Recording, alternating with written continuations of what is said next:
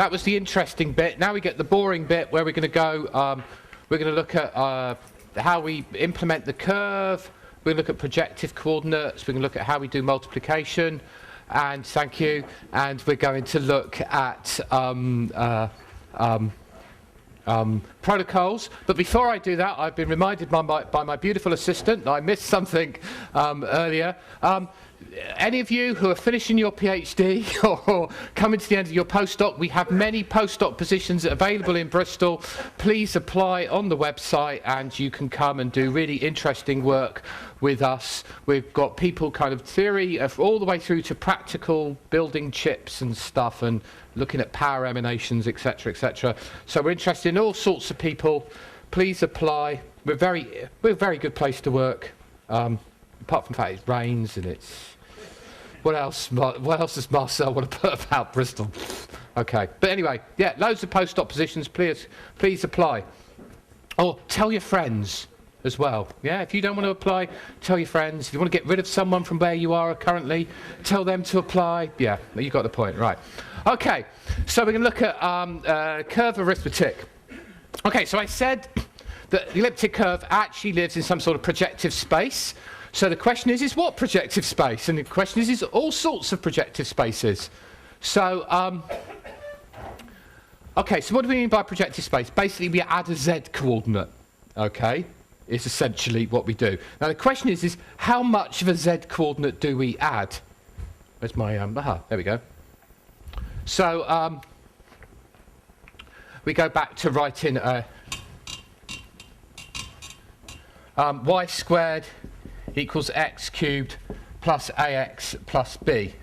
Now those of you who have done a standard algebraic geometry course will make this projective by going, oh, it's of degree 3. I have to make all terms of degree 3 and I'll go z squared, z cubed. And you would be doing what is called standard projective coordinates, okay? And this is something you'd be used to. Except that's not what we do, okay? That'd be far too easy.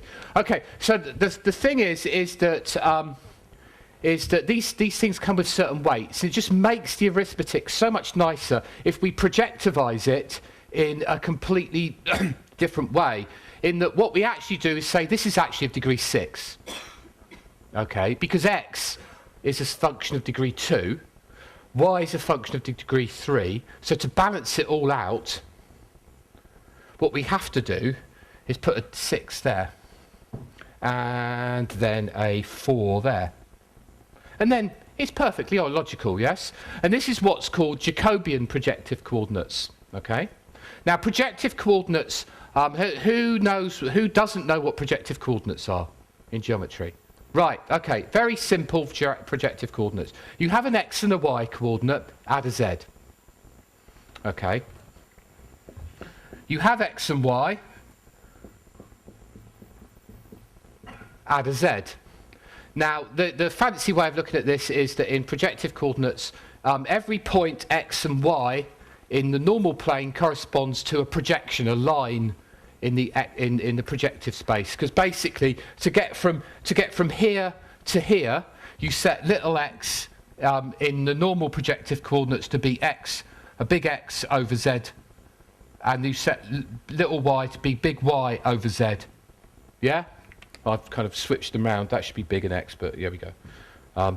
Okay? So what happens is essentially we're multiplying up by denominators. Now there's a fancy way of doing this. If you think about the point at infinity, it's going to have z coordinate equal to 0, because you can't divide by 0. You get infinity in some sense, yeah? So the point at infinity, you can now represent the point at infinity without having some special data type, yeah, because you just set z to be 0.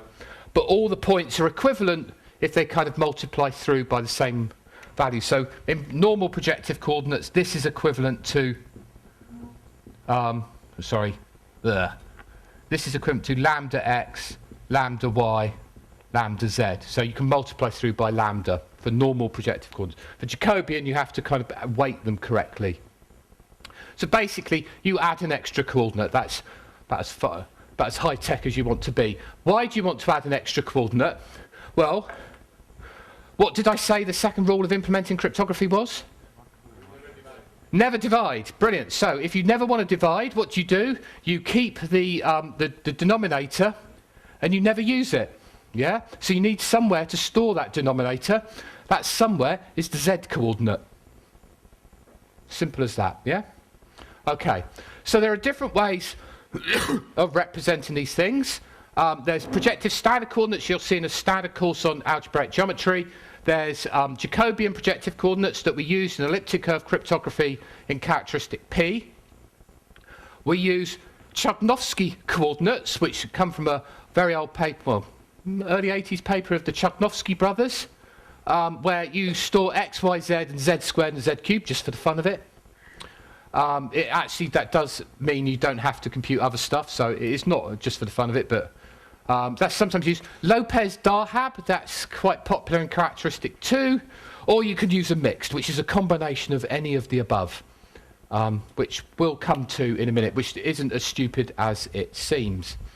Okay. So in crypto, standard projective coordinates are rarely used, and again, I'm talking about traditional elliptic curve crypto as written down in standards documents, not Edwards stuff and all the other weird and wacky stuff. Basically because my slides are about 15 years old and I couldn't be bothered to update them, and also because that's what people really do. Okay.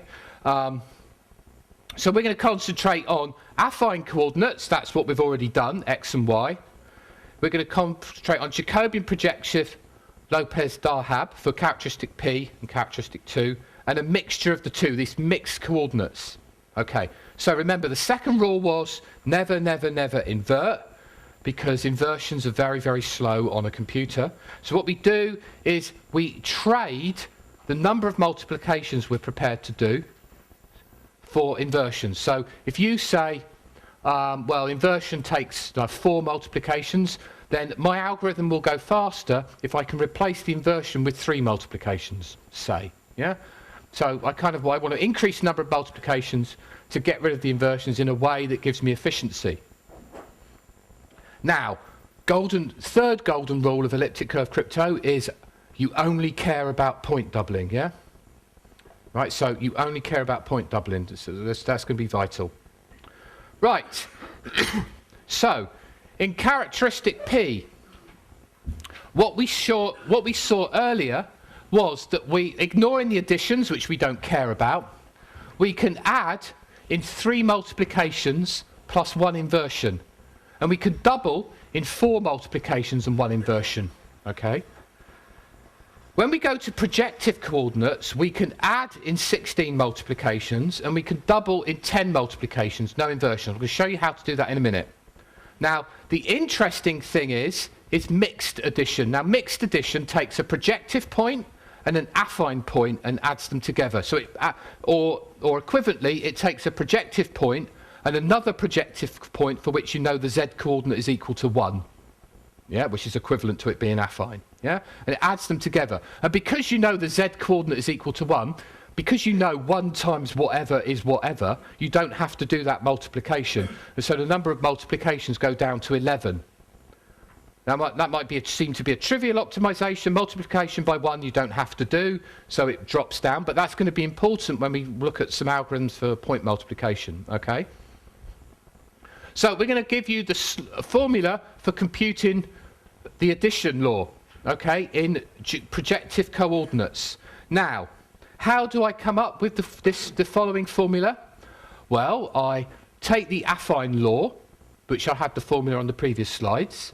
I replace x by x over z squared, yeah, and y over y over and I replace y by y over z cubed, yeah, and then I plug it in and I look at the formulas which result, which take about a page on the computer after I've typed them into Maple, and I stare at them for a long time and I simplify them. Okay? Or alternatively, I get someone else to do that and copy it out of their paper. And this is what I get. So, this is the 16 multiplications that require us to do characteristic P projective coordinates. Okay? So we're going to have a little bit of interaction here. to justify what this is. Okay, so everyone can see that lambda 1 takes 2 multiplications, yeah? That's easy, right, okay. And we can do, and everything's kind of trivial, blah, blah, blah, blah, blah, blah, blah, blah, blah, blah, blah, blah, blah. Right, then we get down here. Why does that have no multiplications attached to it? Why does computing lambda 9 require no multiplications?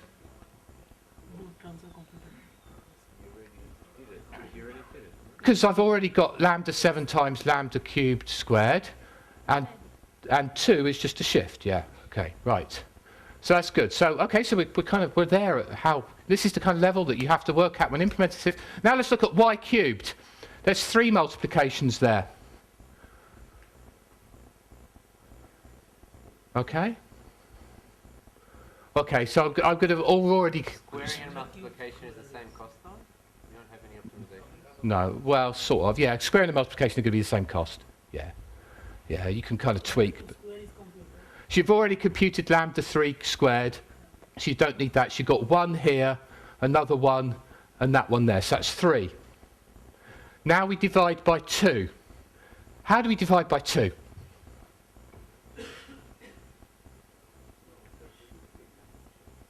How do we divide by 2? This is a brilliant exam question for our Crypto 101 course. No, these aren't projective because I haven't thrown it into Z and I'm only dividing Y.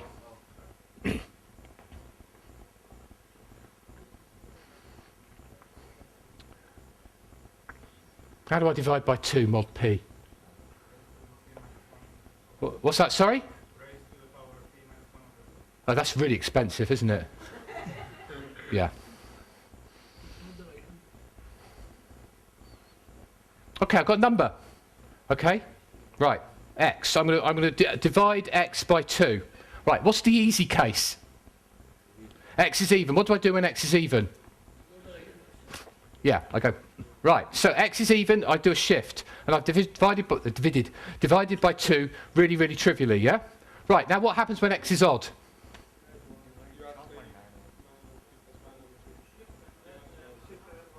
Shift and add 1.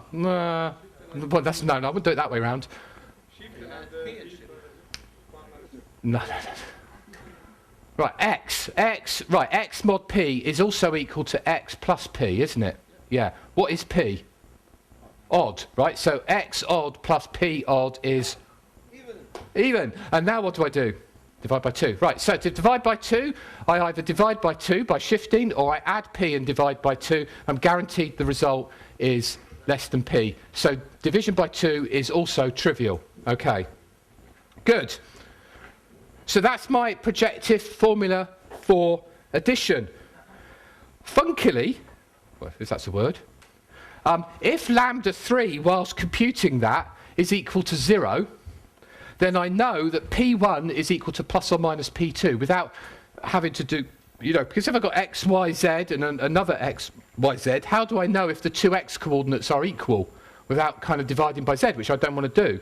But it turns out that if lambda 3, going the wrong way, if lambda 3 is equal to 0, I know that the 2x coordinates in affine representation will be identical.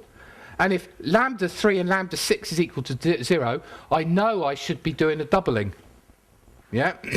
So the corner case is if I execute addition without knowing I should be doubling, this tells me I need to double if lambda 3. And at that point I have to execute different code, because remember that's where I'm taking a tangent and then I get some problem with my derivatives, yeah? If I already know I'm doubling, I know how to do doubling straight away. Okay. So I can now double. So how do I double? So in projective coordinates, doubling is done with those formula. Okay? And you can plug them in. Right. Now you see why a should be minus 3. So Claudio should now be particularly happy, because if I stick a equals minus 3 in there, ta-da, that 4 on the first line goes down to 2. So I saved 2 multiplications. So I lied. Okay, when in this table, when I said doubling took 10 multiplications in projective, that was for a general addition with a general A, if I pick A equals -3, which I can do about either 25% of the time or 50% of the time, depending on the prime P, I can actually reduce that to 8. Now this is for doubling, which is the thing you're going to do the most. Yeah, which means I've just got a 20% improvement in my performance. Yeah, or 3 months of Moore's law. Okay, so depends how you want to look at this. Turns out when people were kind of doing the elliptic curves to start with, 20% improvements were really important. But this gives you 20% improvement just for free. Okay. Okay. So we have doubling in projective coordinates can be done in 8 multiplications, which is pretty good. Yeah. So if we go back to the table, this means that as long as my inversion is cheaper than 4 multiplications, doubling will be faster in projective. Sorry, as long as my inversion is more expensive than 4 multiplications, projective coordinates will be faster than affine coordinates. Yeah? Okay. Okay, so that's a doubling. Okay, in characteristic 2. Oh, I missed a slide. Where did I miss a slide? Oh yeah, I did quickly miss a slide. No.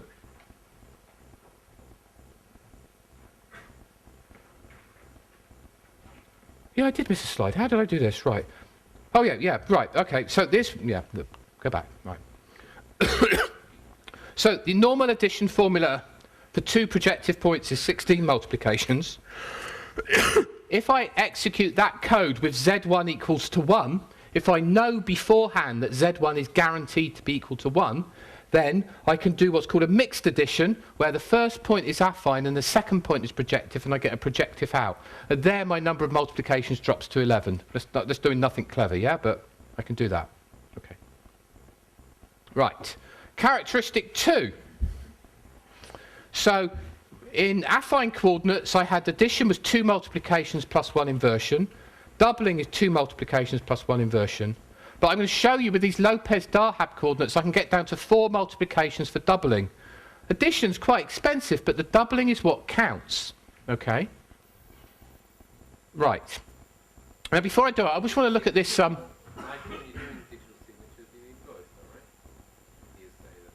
You do, but we'll see how to reduce the number of additions to virtually nothing.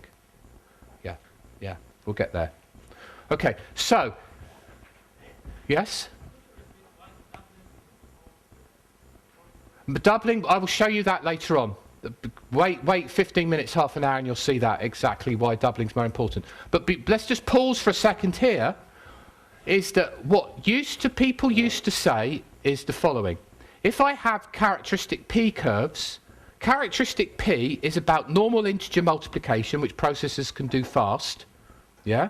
Therefore, on normal processors, characteristic P curves should run faster than characteristic 2 curves, because prior to this year, or last year, processors did not have carryless multiplication operations to do the characteristic 2 multiply. But the point is, that was a complete lie, because the characteristic 2 doubling is only 4 multiplications, whereas the characteristic P doubling was 8 multiplications. So despite the fact that on old processors or your ARM processor, the characteristic P finite field stuff will run faster, once you integrate it into the elliptic curve operations, the characteristic 2 stuff kind of counteracts, yeah? You're doing less multiplication, so it doesn't matter that multiplication in characteristic 2 is slower. As long as it's not twice as slow, you're still going to win. With modern Ivy Bridge processors, etc., characteristic 2 is going to go stormingly fast, yeah? Because we have the on-chip integer finite field multiplier. So beware what you read in papers. Either they're idiots, or they're not actually using modern processors, or both. Okay? Okay, so let's do projective addition in characteristic 2. So again, we go through and we see there the formula, which look ugly. Squaring is for free. If I want to square in characteristic 2, all I have to do is thin out the coefficients. Yeah, so for squaring, if I have, this is like the freshman's dream, x plus y squared is equal to x squared plus y squared in characteristic 2, yeah? So so it's kind of nice and cheap squaring in characteristic 2. If we want to do it mixed, we just set z1 equals to 1, and then it becomes down to 9 multiplications, and we can reduce it down to 8 multiplications if a is equal to 1. Yes, that's why we want to choose a equal to 1.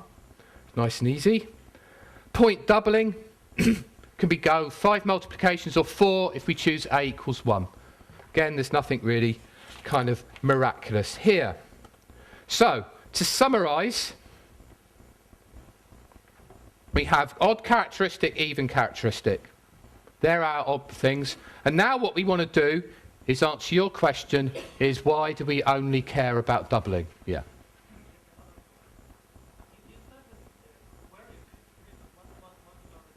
Oh, that's easy. That's just term rewriting. You've got to do that all the time. It's like a linear operation. In fact, for most,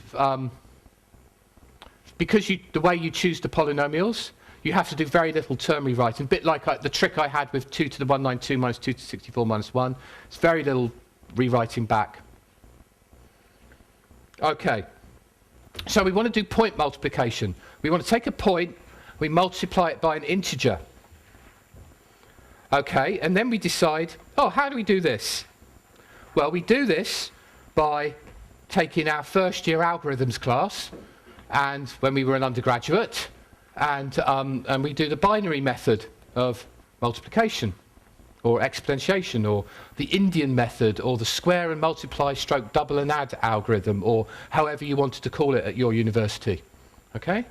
So, we do it like that. We take the point Q, we take the thing we're going to multiply is D. We write D out as a bunch of bits from low order bit D0 up to D whatever, DT, or up T, yeah? And then we're going to execute the following loop. We basically double the thing we've started with, and then we add in if the bit is 1. And then we double and keep going, yeah? This is maybe not the way it was described to you in class once upon a time when you were very young. This is a better way of doing it. The traditional way of doing it is you start from the right to the left. You start from lower order bits to high order bits. This starts from high order bits to low order bits. Yeah? The reason for this is if you start from low order bits to high order bits, that's from the right to the left, you end up having to use one extra temporary variable. Yeah, because what you do is you keep a temporary variable that you keep squaring, and you keep adding that variable into the loop, yeah? This, you don't have a temporary variable, you just have the input variable p, and you have the q, which you keep doubling. Now look, if p comes in affine coordinates, that addition, there, is always a mixed coordinate, yeah? That's always a mixed addition. It's always, q keeps going in projective coordinates, p stays the same, it's in affine, so that addition is always a mixed addition. So that's the cheaper form of addition, and we always have to do a double. Okay? So another way of looking at this is Horner's rule.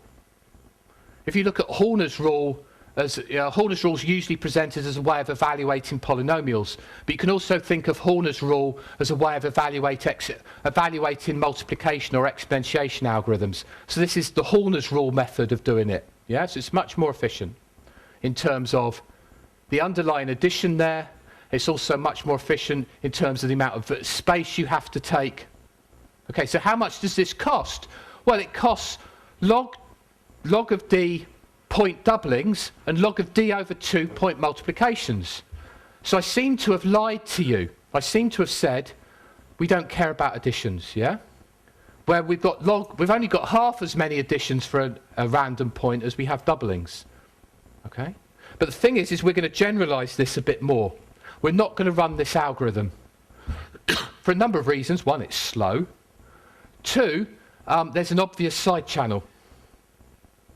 Yeah? The amount of time this algorithm takes tells me the Hamming weight of the number, yeah?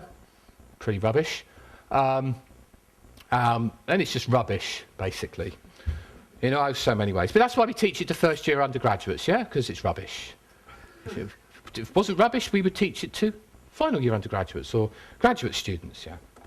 Okay, so if we want to, the binary method is rubbish because it processes one bit at a time, yeah? How would we generalise this? I know, let's process many bits at a time.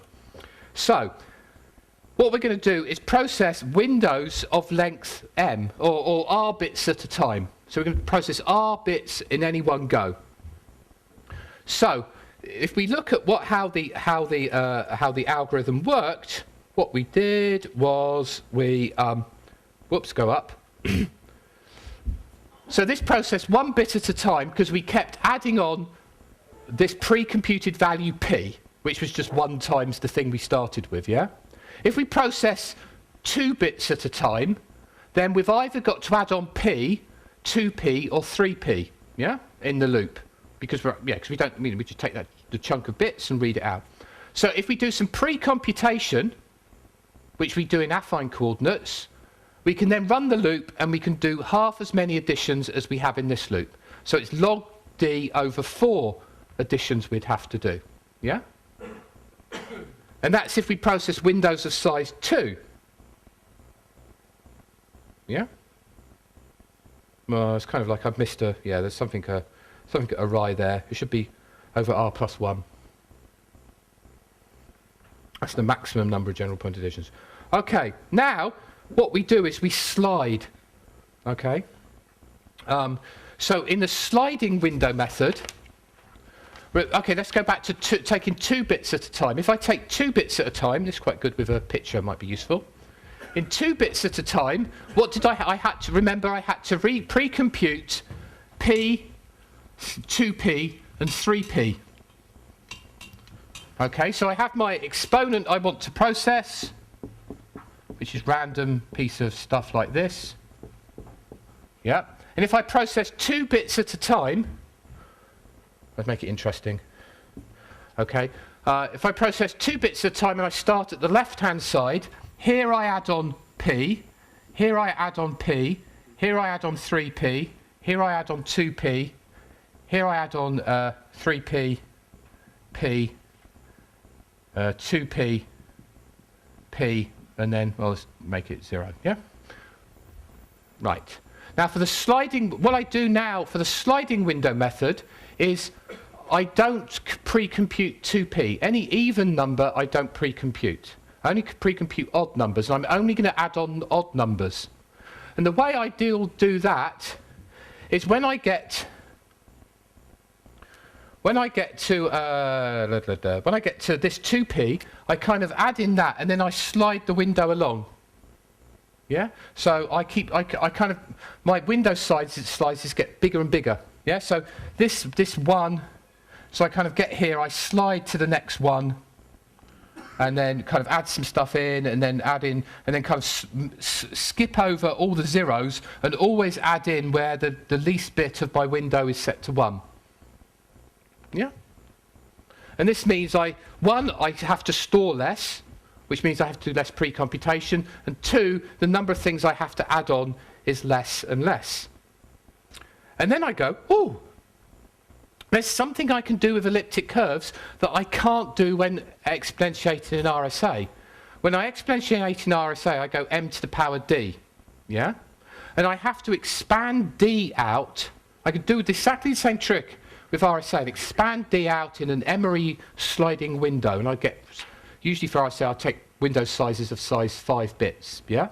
Would be my usual way of doing it. Now, here, with RSA, the problem is it's very hard to compute 1 over m. If I'm computing m to the d, it's very hard to compute 1 over m, because that's a very expensive operation.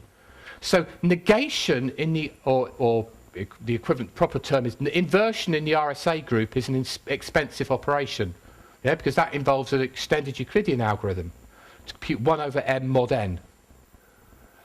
In negation in the elliptic curve group is trivial, yeah. If it's in characteristic p, I just flip the y coordinate, or if it's in characteristic 2, I just do an addition. So negation is trivial in the elliptic curve group. So I could write 7 as 2 squared plus 2 plus 1. Or I could write 7 as 8 minus 1. Yeah? So if I was kind of doing some sort of if I was doing some sliding binary method, if I was stupid enough, yeah? If I did 7 times something, I'd have to do a double, 2 doubles to get up to 2 squared, and then 2 additions. Yeah? For the 2, there's 2 additions because there's 2 plus signs on the left, yeah? And I have to do 2 doubles because I have to get up to 2 squared. On the right, I have to do 3 doubles, but only 1 addition. And remember, doubles faster than addition. Yeah, so multiplying 7 by writing 7 as 2 cubed minus 1 is going to be faster than doing the thing on the left, yeah? Because doubles faster, and that's the only thing I care about.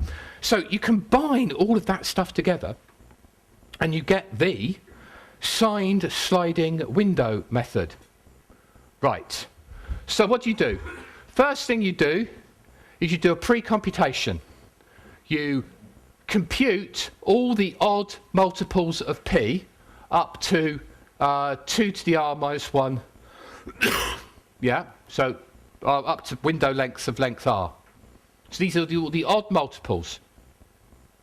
You now encode your number d as a number, as an expansion like that, where the di go in the range plus or minus 1, plus or minus 3, plus or minus 5, plus or minus 7, plus or minus 9, plus or minus 11, and so on, up to plus or minus 2 to the r minus 1, minus 1.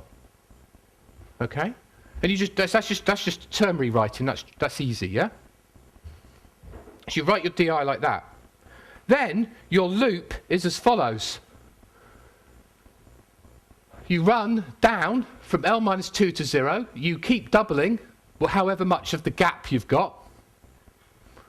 And then if the thing if the di you've got is positive, that should be a d.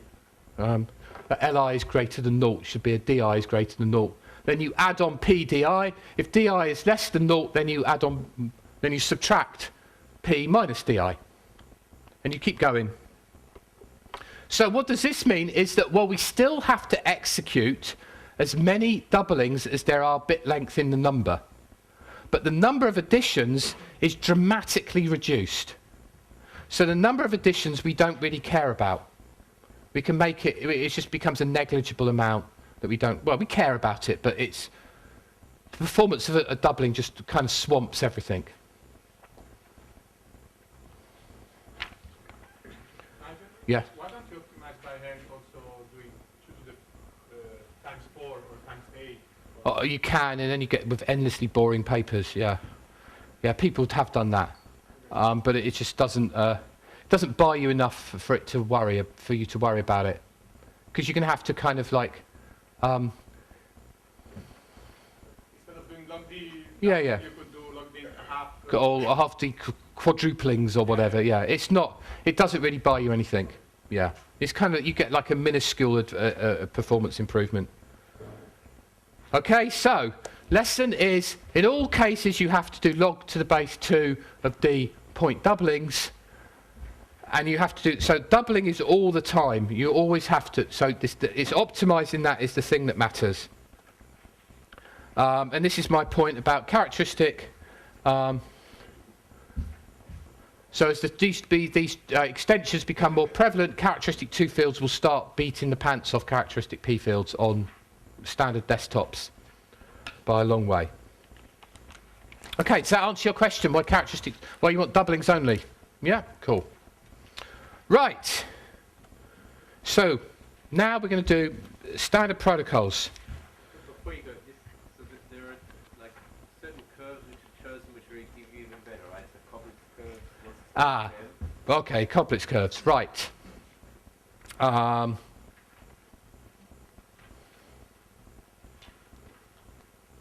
Yeah, okay. So there are certain elliptic curves which are very, very special. So in characteristic 2, or an elliptic curve where you have... Well, I'll do this on the board, it's easier. Hold on.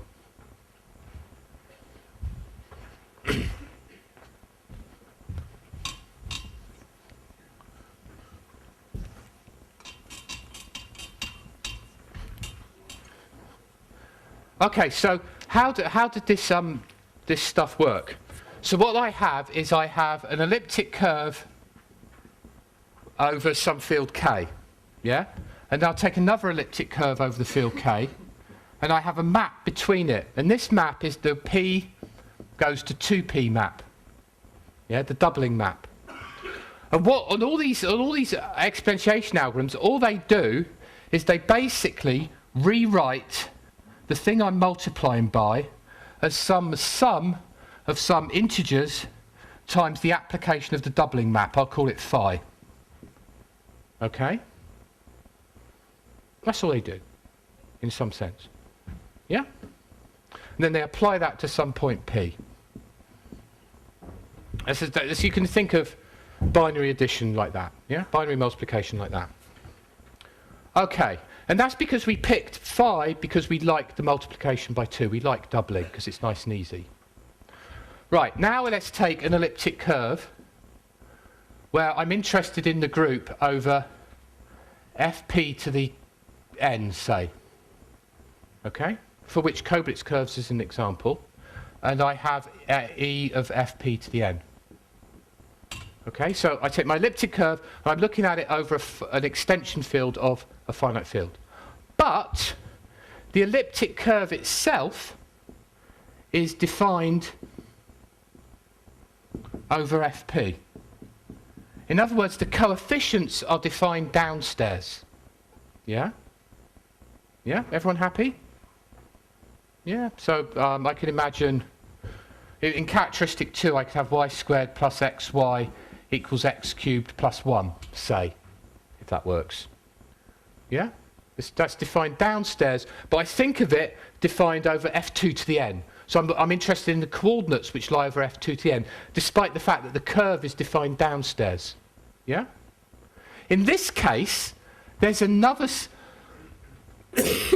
there's another set of maps which send xy to x to the p, y to the p, so-called Frobenius maps. Yeah? So a solution of this equation, and I apply the Frobenius map, is still a solution of the equation. Yeah? Because I apply it and it fixes the coordinates, therefore it just permutes the stuff around. Again, something if someone wants to play around in the thing this afternoon. I'm just taking a note of all these things you've got to do in the class this afternoon. Yeah, Anna's taking notes, I can see. Okay, so you have this different map. Now, if you take p equals 2, so these curves are called Koblitz curves. Yeah? And so they're very special. Now, you could do the same trick. You can expand the integer you want to multiply by in terms of this map as opposed to this map. And guess what? That's very fast. Yeah? Imagine this is characteristic 2. That's squaring. Squaring in characteristic 2 is for free. This is a linear map. Yeah? It takes linear time to execute. For any p, this takes linear time to execute. So this is a very fast operation, much faster than doubling. So for Koblitz curves, you expand the thing you want to multiply by in terms of this map, and then you get things run very, very, very, very, very fast. However, all good things come with a little bit of a problem. The problem is, which we'll get to later this afternoon, is that this map also helps you solve the discrete log problem. It doesn't help you solve it that much, but it gives you a speed up of about square root of n. Yeah? So the solution to the discrete log problem takes about times square root of L over n. Yeah? So, which is peanuts really. It's just a few extra bits of security you have to add on. Because n's tiny, yeah? 160 or 100, is kind of... So square root of n is only like about 5 bits extra security you have to add on or something. It's not really that much. But it's an issue that you might have to think about. For pairing-based crypto, this makes a lot of sense. Because for pairing-based crypto, we will have an elliptic curve over E. In the thing that Dan didn't explain to you, there will be two groups, G1 and G2, if you do pairing-based crypto properly. Okay? And G2 will look like this. And so it will, but there won't be phis that look like this. There'll be other types of phi you can use to speed things up. And there's a lot of work to speed exponentiation algorithms up that kind of like this that apply to pairing-based crypto.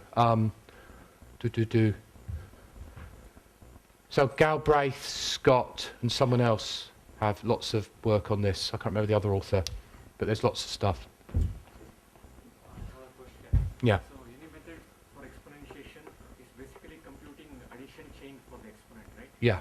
So why don't we look at a specific value, then try to find a better addition chain for it? Okay, because in RSA, you always have a fixed specific value, yeah? So it's worth, well, sorry, it might be worth your while finding a specific addition chain, which is why in RSA you chose 65537 as the signing key, yeah? Because that's 2 to the 16 plus 1, yeah?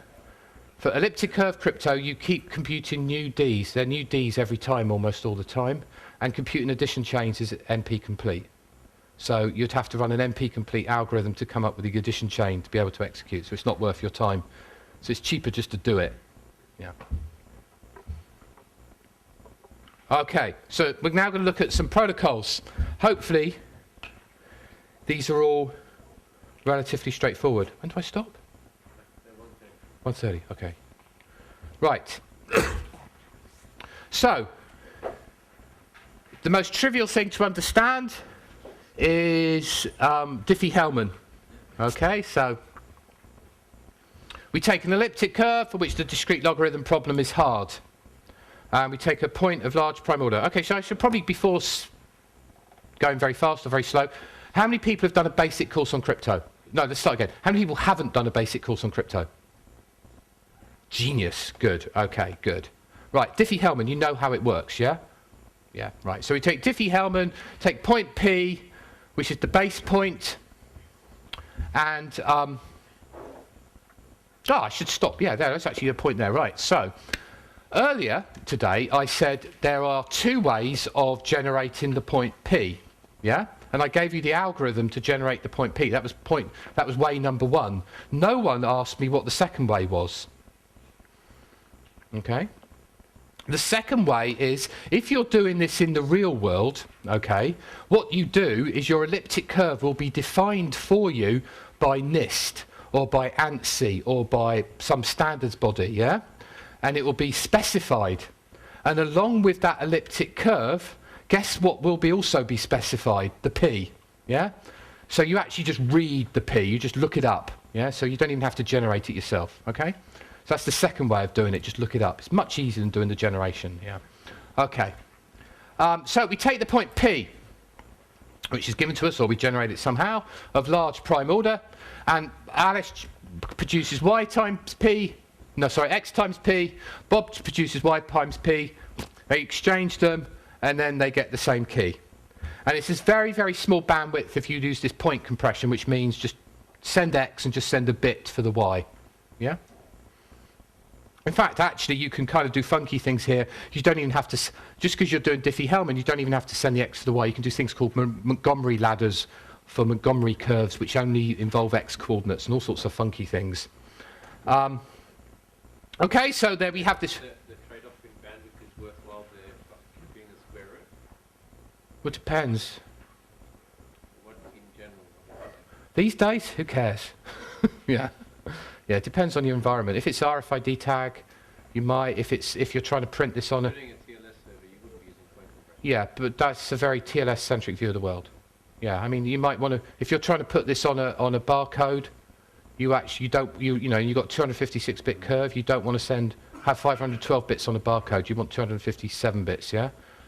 Yeah. So it's kind of like if you think of TLS land, bandwidth doesn't matter. But if you think of other applications, QR codes, printing on so a classic example in elliptic curve land of doing Pitney Bowes in Canada they used to frank digital signatures onto envelopes, as a franking machine, and you could verify that it had come from a genuine franker because it had the right thing. So yeah, bandwidth can matter, but it depends on the applications. And also there's this pattern. So. we have there's this elliptic curve Diffie-Hellman problem, which is if you're given x and y, xp and yp, you want to compute xyp. So that's really what the security of the Diffie-Hellman protocol is based on, is this Diffie-Hellman problem, yeah? And clearly, if we can solve the discrete log problem, we can solve the Diffie-Hellman problem, but in general, it's not known if the reverse implication holds. So if we can solve Diffie-Hellman, can we solve discrete log?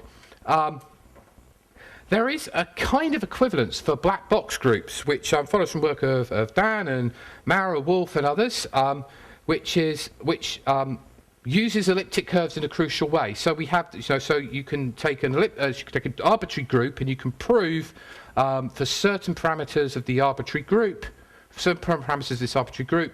certain orders of an arbitrary group, that the Diffie-Hellman problem and the discrete log problem are essentially equivalent. Okay.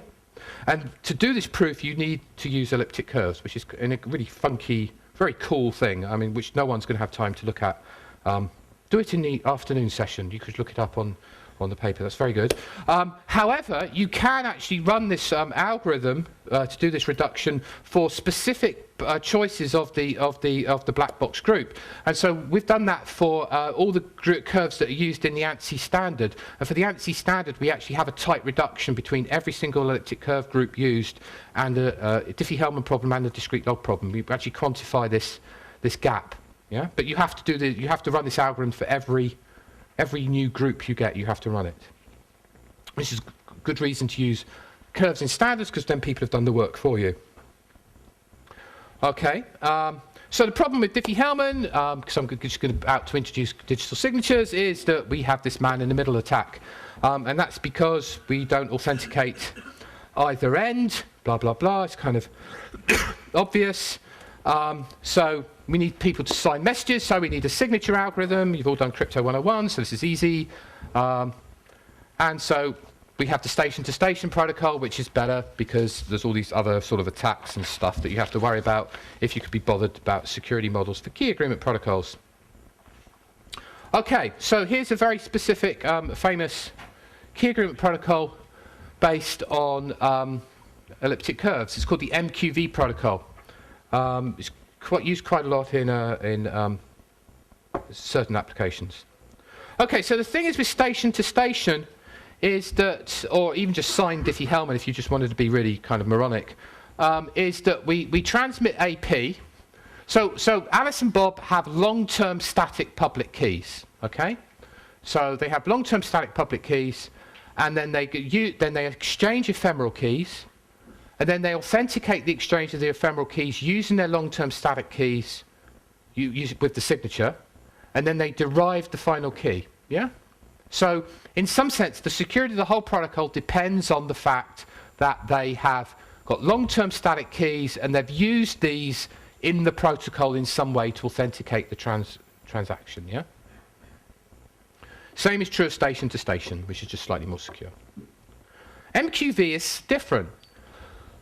In MQV, we are going... So the disadvantage here is we have to send the Diffie-Hellman exchange, AP and BP, plus we also have to send the signatures. Yeah? In MQV, we don't send the signatures. We get the same of... What we do is instead of authenticating the message flows, we authenticate the final key in some way. Okay. So you see how this goes in a minute. So Alice and Bob, I assume, have long-term elliptic curve keys. These are their public-private, long-term static public-private keys. So there's Alice has big A as her public key and little a as her secret key. So secret keys are in red, okay, just to make sure you don't reveal them. Bob has public key B and secret key little b. And via some means, some certificate, we know Bob knows A is authentic and Alice knows B is authentic. So going back to Dan's example, this certificate is highly likely to be an RSA certificate because it's very difficult to get a CA to issue EC DSA certificates. The reason why this RSA is still used is because the certificate authorities just keep pumping out RSA certificates like there's no tomorrow. With MD5, yeah, and RSA 1024, and yeah, because, well, yeah. There are other certificate authorities available that will do things without MD5, you should say, of course. Okay. So what we want to do is we want to agree on, so what we're trying to gain, we want to agree on a secret session key for which both parties contribute a random nonce. So we get some sort of forward secrecy.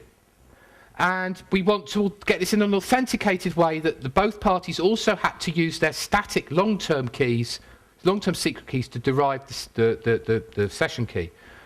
Okay, so MQV is its author's claim, and it's probably true, it's the most analysed, or probably no longer true. Probably TLS has now been more analysed than MQV, I suspect, yeah? Okay,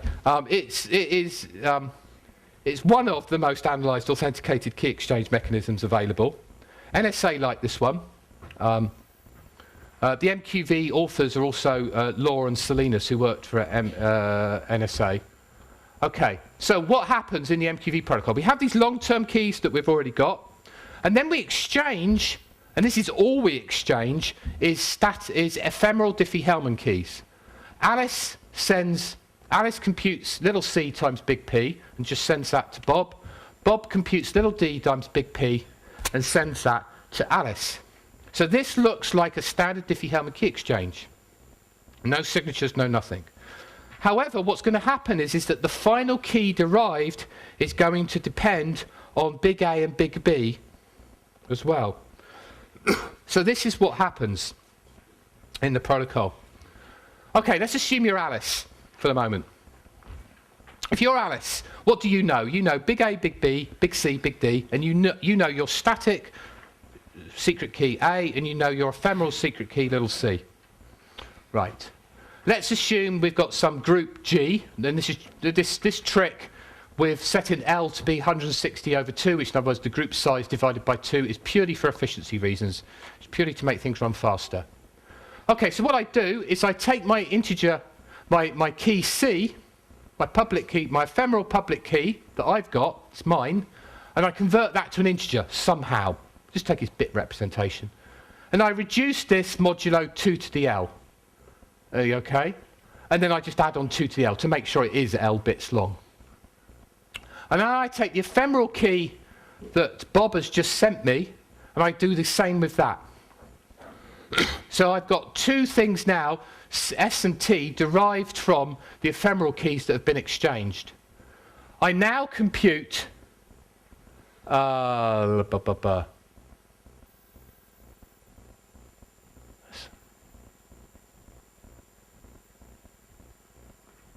there's something wrong here. That should be an add.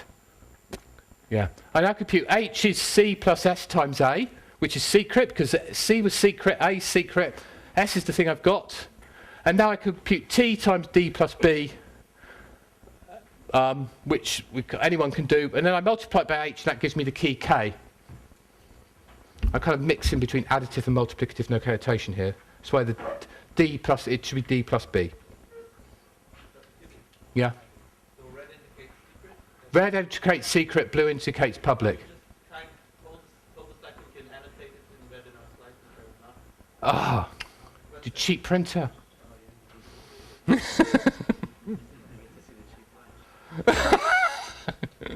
They didn't hear that.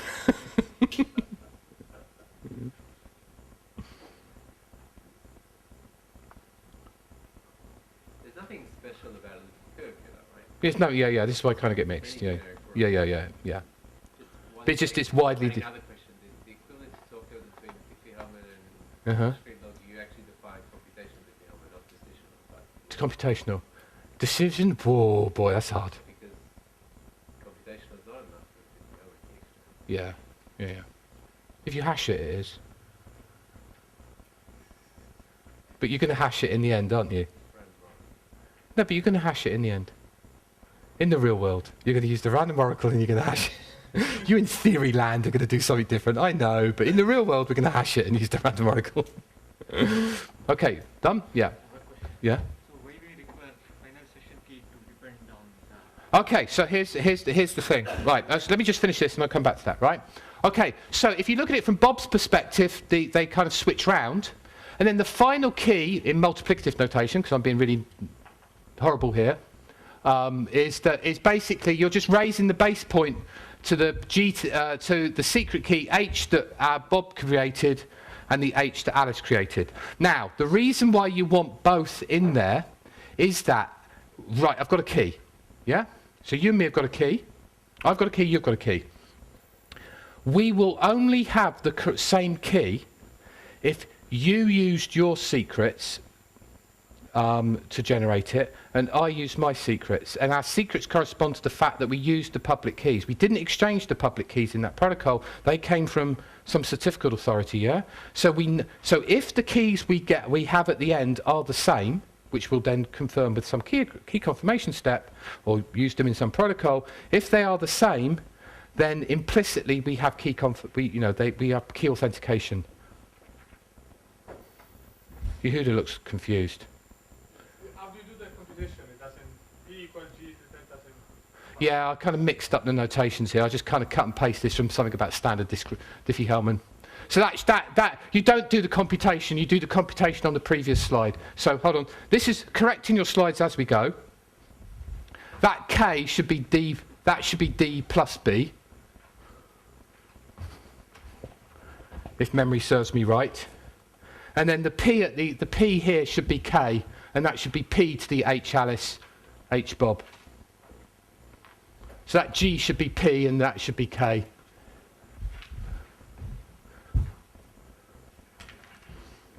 Or not, as the case may be. I'll check later over lunch. But the idea is that you get implicit authentication of the key, and it's heavily analysed. And then you hash it. You must hash it. Must hash it. That's HMQ. Yes, but you must. Yeah, no. It's a video, right? Okay, it's on video.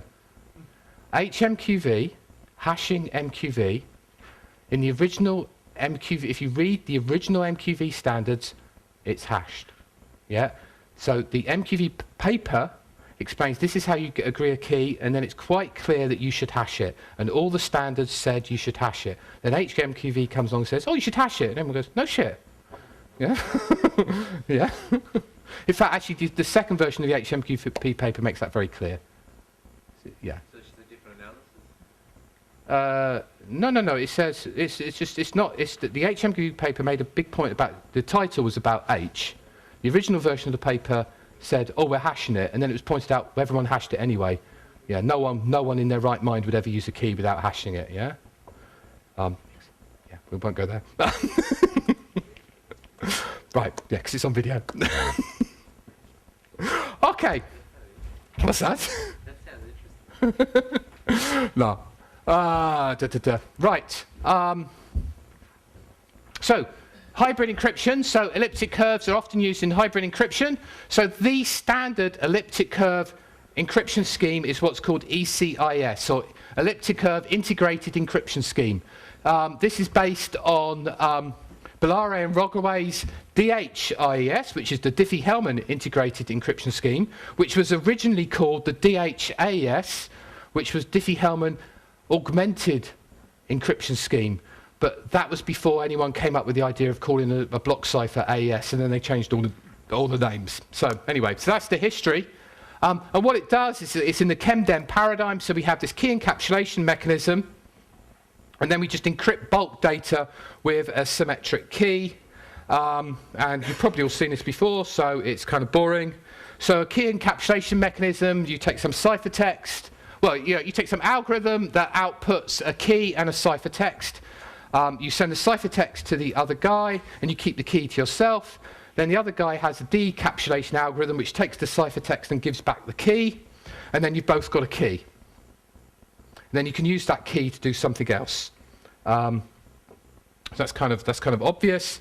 And the data encapsulation mechanism is a symmetric cipher, in that you have a message and you have a key, and you just can encrypt stuff.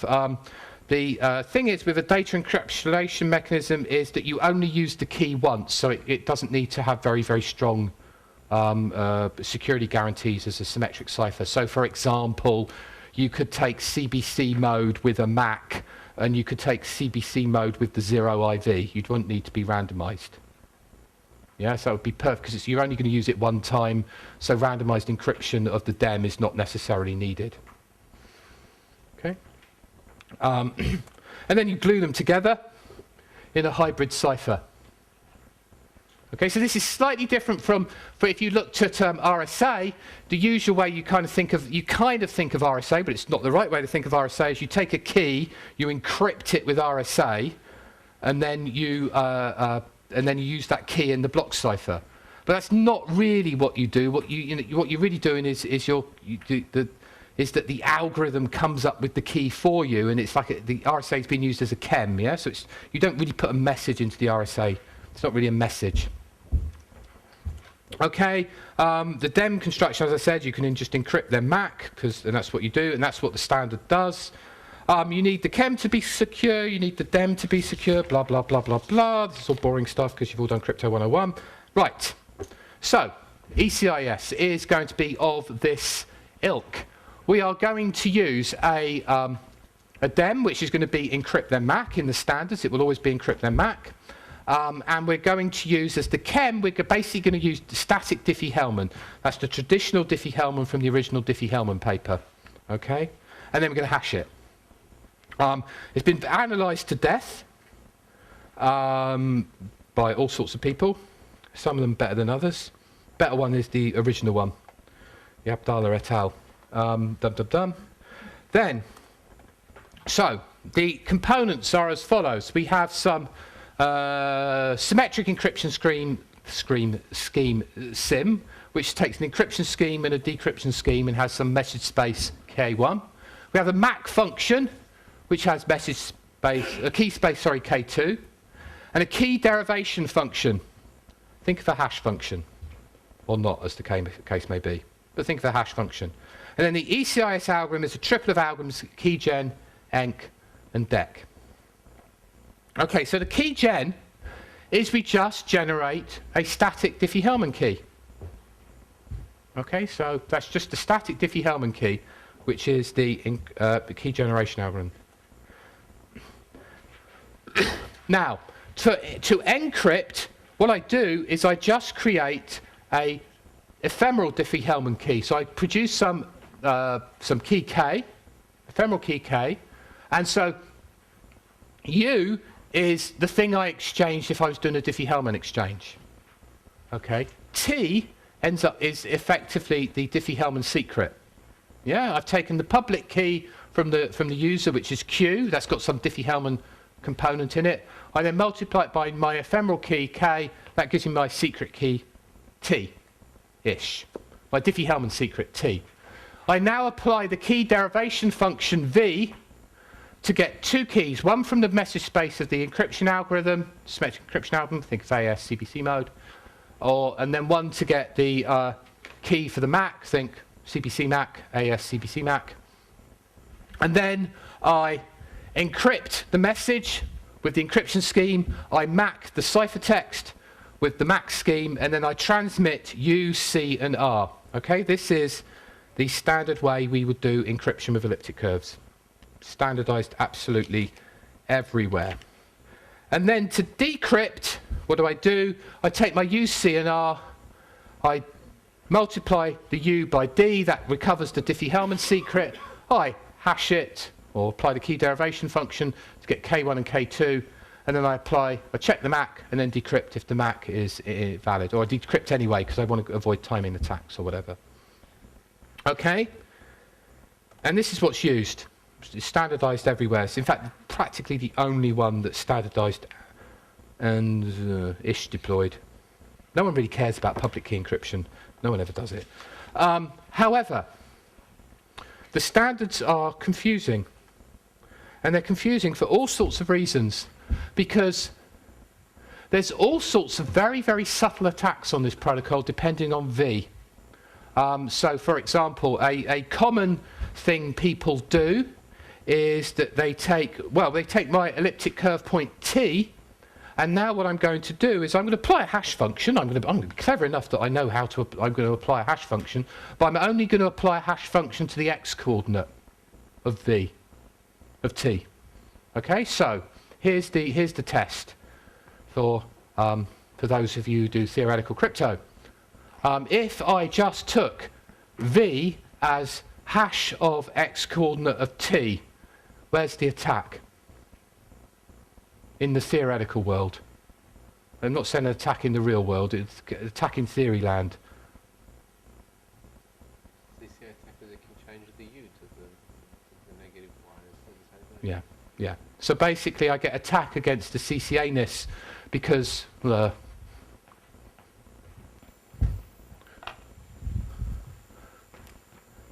if my ciphertext is UCR and my V is hash of x coordinate of the input t, yeah, then that I can mole into minus UCR and it will decrypt the same thing, yeah? So this is a attack, okay? In practice, no one cares. In fact, this is what's called benign malleability. Benign malleability is like CCA encryption, where you don't allow you allow queries that kind of give you the same message back. They're okay. The fact that it decrypts to the message you had to start with, who cares? You're not doing a malleability like multiplying the message by 2 or doing something. So it's called benignly malleable, or there's another GCCA, I think, from a paper of Dodis as well, something like that. Or no, no, RCCA is something different, I think. Yeah. RCCA is different. And then there's some other fixes. You've got to worry about small subgroup attacks and all sorts of other things, and you've got to make sure that your things actually lie in the right group. So I should have said this with Diffie-Hellman, that remember I've got this elliptic curve group which is the large prime times h. Now if I'm doing a Diffie-Hellman key exchange, I send you the key, yeah? So you've got this key. What do you do with this key? It's an elliptic curve point. Check it's a point. That's the first thing you've got to do. Check it's a point, okay? And then you've got to check whether it actually lies in the correct subgroup. Okay, so if it doesn't lie in the correct subgroup, you'd be having small subgroup attacks, yeah? So there's different ways of dealing with that. You could just multiply by the cofactor, which would kill off any small subgroup that have been introduced, or you actually do a test and then you reject otherwise. So if you look at Victor Shoup's ISO standard, there's different ways to deal with small subgroup attacks in the key derivation function V that he uses, okay, to deal with that. There's also a huge patent, I think 191 claims held by Certicom, which says, which is on preventing small subgroup attacks, which basically says, even if you think about small subgroup attacks, you've kind of violated our patent. Yeah, okay. So for example, they patent choosing a curve which has a prime number of points, yeah, and then knowing you don't have to do a check for the small subgroup attack because there is no small subgroup. So yeah, there's kind of weird, yeah. It's a beautiful, you read this patent, it's so funny. It's a work of patent art, unbelievable. But it doesn't just apply to elliptic curves, it applies to all discrete log-based crypto systems, is the way it's framed. Okay, so that's ECIS. More interestingly, and more deployed, is signatures, because the only public key thing anyone actually really cares about is signatures. Okay, so ECDSA, FIPS 186, DSA was FIPS 186, ECDSA was defined in FIPS 186.2, it's also in everything. Originally it was SHA 1, now it's SHA 2, or SHA 3 maybe. Okay, so what we have is that we treat, so the idea is that when we hash something, we think of it gives us a bit string, and we just think of this bit string as a number, or an element in a finite field, or whatever. And we could also interpret x coordinates of a point as a number just by either it's a number, or it's a finite field element of characteristic 2, in which case it's got a bit representation which we treat as a number. Yeah, so we can just flip between numbers and bit representations.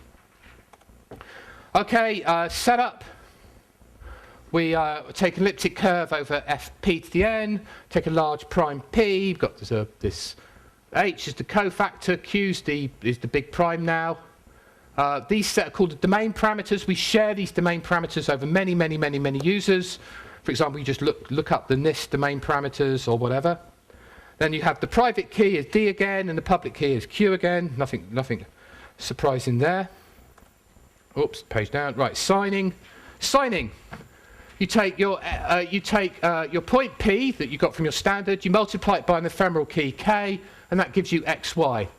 You convert the X coordinate to an integer R, mod Q. And if R equals 0, you go back to the beginning. Otherwise, you hash the message, compute the signing equation for S. If S equals 0, go back to the beginning. Otherwise, output R and S as the signature. Standard DSA, nothing too difficult here. And then you verify. Okay. Problems are that key K has to be really random. Really random. Very, very, very random. Any bias in the K will allow you to break it effectively or weaken the security significantly. I can't remember who does this, but there was certainly in some standards, someone said when I was in Palo Alto a few weeks ago, they said that there's one standard where they actually choose K instead of randomly, they actually use a PRF. So the secret key also contains a key to a PRF. And to get this key K, so this ephemeral key K, they apply the PRF under the key that's in the secret key of the message, and that gives them the randomness K. So you kind of, you know, that it's as long as the PRF is secure, you know the output is secure. Alternatively, you just kind of generate the key from some randomness, and then you could go wrong. Okay. So this is like, so that's kind of like a de-randomization process. You take this randomized signature algorithm, you turn it into a non-randomized thing, because doing it random, you're allowing implementers to screw it up. Okay, verification is kind of as you would expect for DSA. It's like that, except that's not very good. Okay, so yeah, it's not very good for various reasons.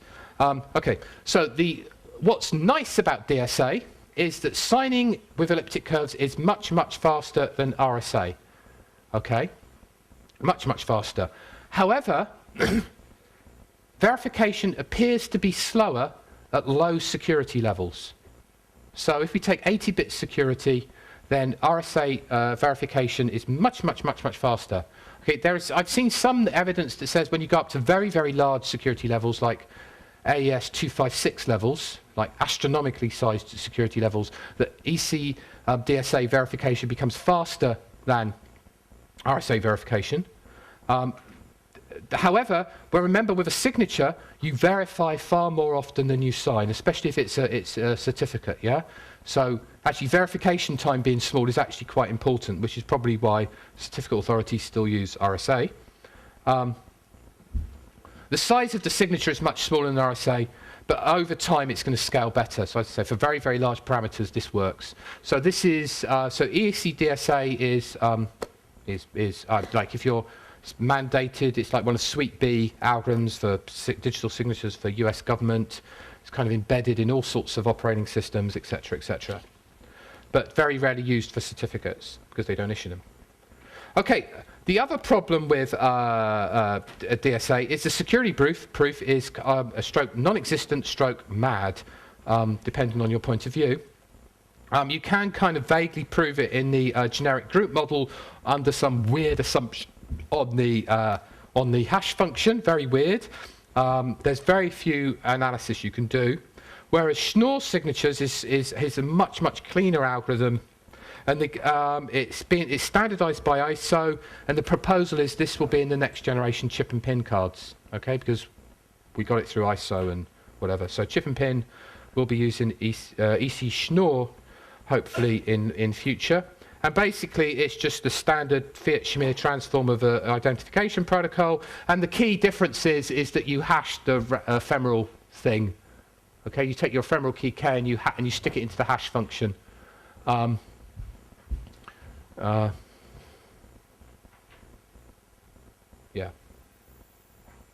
And there we go. So that's Schnorr's better. It's faster. It's more secure. It has less bandwidth. It's got a proof of security. It's just better in oh so many ways. And there, one before my voice goes before lunch, I'm going to end a bit early.